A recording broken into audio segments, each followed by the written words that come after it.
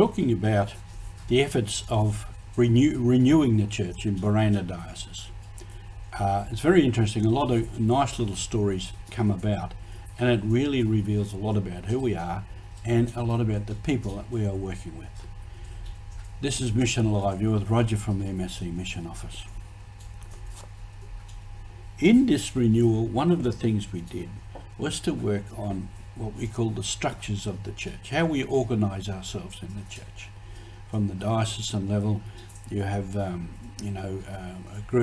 meeting of the priests, the pastoral centre and all it does, parish pastoral councils, finance committees, etc., etc., etc. Lots and lots of things.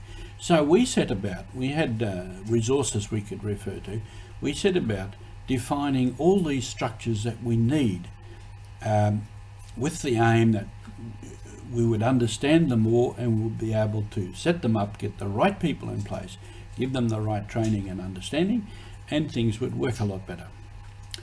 Now in this, we had a booklet, a lot of papers, and we went to Yule Island off the coast of Papua in Borena Diocese, where the mission began in 1885.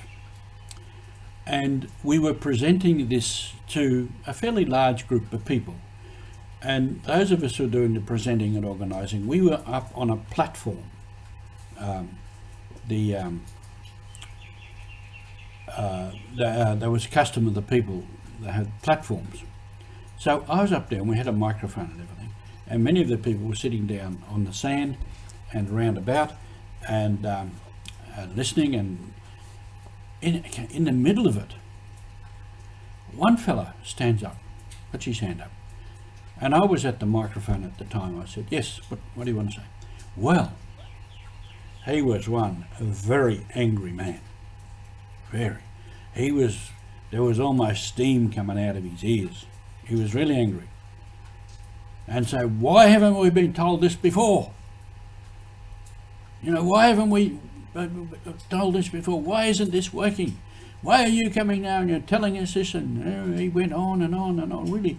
And I'm looking at him and I thought, oh goodness me, what am I supposed to do to respond to this? Anyway, when he stopped, I said, "Thank you very much for that. Have you any more to say?" Of course he did, and he went on some more. Not quite as hot, but he went on some more. And I took some notes on the paper. And I was serious.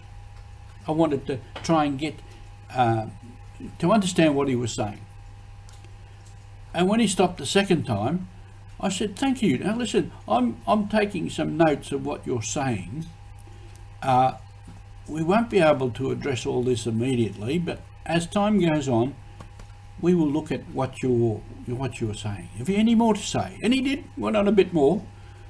He calmed down a bit by then, because he'd got it out of his system. He'd got it off his chest. He'd spoken out, and I was listening. That was important. It wasn't easy to listen. It wasn't easy to hear what he was saying. But I was listening to him, and I was taking notes.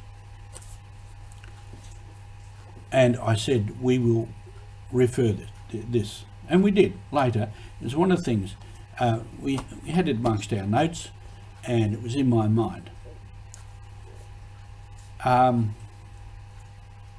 And part of my answer I could give him at the time was to say, well, we haven't done this before because it wasn't the time to do it before. We didn't have the program and the people in place to look at these things, to examine them, and then be able to formulate what we need. It's just a matter of timing.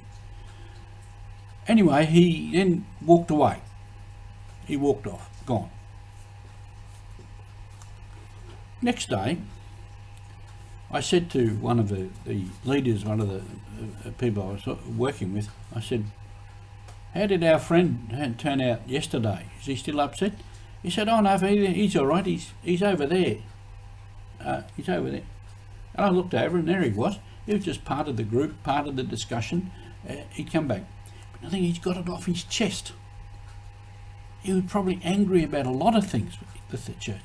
He was dissatisfied with many things in the church. And this is what we were trying to address. So, we listen to each other so that all can participate. Listening to people is important, even when they're angry. If they're angry, you've got to listen to what's going on underneath. What's this person saying really? And listen. That's part of who we are as church. Thank you for being with us.